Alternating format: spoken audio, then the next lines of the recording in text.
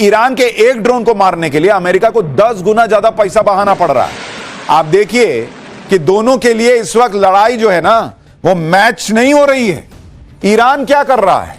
Iran इधर से क्या भेजता है भाई? ईरान भेजता है शाहेद ड्रोन। यह शाहेद ड्रोन उड़ते उड़ते जाता है और कहीं भी गिर के फट जाता है। इसकी कीमत क्या है? एक ड्रोन की कीमत 32 लाख एक ड्रोन की कीमत है। और इस ड्रोन को मार गिराने वाली मिसाइल की कीमत अमेरिका क्या करता है? मिसाइल से मारता है। अमेरिका जिस मिसाइल से मारता है उस मिसाइल मारता है अमेरिका। उस मिसाइल की कीमत कितनी है बॉस? उस मिसाइल की कीमत है 5 करोड़ से लेकर 36 करोड़ रुपए।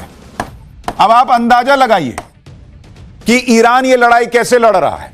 ईरान 32 लाख का ड्रोन भेजता है, उसको मारने के लिए अमेरिका को 5 करोड़ से लेकर 36 करोड़ रुपए तक खर्च करने पड़ते हैं। और अगर वो नहीं मार पाया तो फिर वो जो फटता है तो इतना नुकसान करता है कि उसकी अलग कॉस्टिंग है। दावा है कि ईरान के खिलाफ पहले ही दिन के युद्ध में अमेरिका का $779 मिलियन खर्च हो चुका है। $779 मिलियन शुरुआत में। यह करीब करीब 7,000 करोड़ रुपए का खर्चा है। दूसरी बात, ईरान की मिसाइल और ड्रोन प्रोडक्शन की क्षमता की भी है, क्योंकि अगर आप देखेंगे अलग अलग सोर्सेस से दावा है कि ईरान के पास शाहेद ड्रोन की जो फीट है वो 80,000 से लेकर 1 लाख ड्रोन उसके पास है। अगर ईरान ने अपनी पूरी ताकत लगाई तो वो हर दिन 2,500 ड्रोन हमला करने की क्षमता रखता है। हर दिन 2,500। जबकि एक्सपर्ट कह रहे हैं कि ईरान को ड्रोन और मिसाइलें गिराने के लिए जो इंटरसेप्टर चाहिए उसकी सप्लाई पहले ही सीमित है।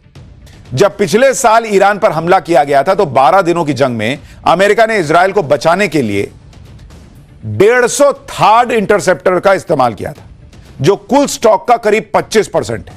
इसमें एक थर्ड इंटरसेप्टर की कीमत करीब $15 मिलियन है। इसके स्टॉक को भरने में करीब 3 से 8 साल लग सकते हैं। इसलिए अब एक्सपर्ट ये बातें कर रहे हैं कि कहीं ऐसा ना हो कि ईरान की मिसाइलें खत्म हो, उससे पहले अमेरिका और उसके साथी देशों के पास जो इंटरसेप्टर मिसाइल होती है ड्रोन और मिसाइल को फोड़ने के लिए, वही खत्म हो जाए। ऐसी भी खबरें हैं कि अमेरिका दूसरे देशों में तैनात अपने एयर डिफेंस सिस्टम को मिडिल ईस्ट में मूव करने पर विचार कर रहा है।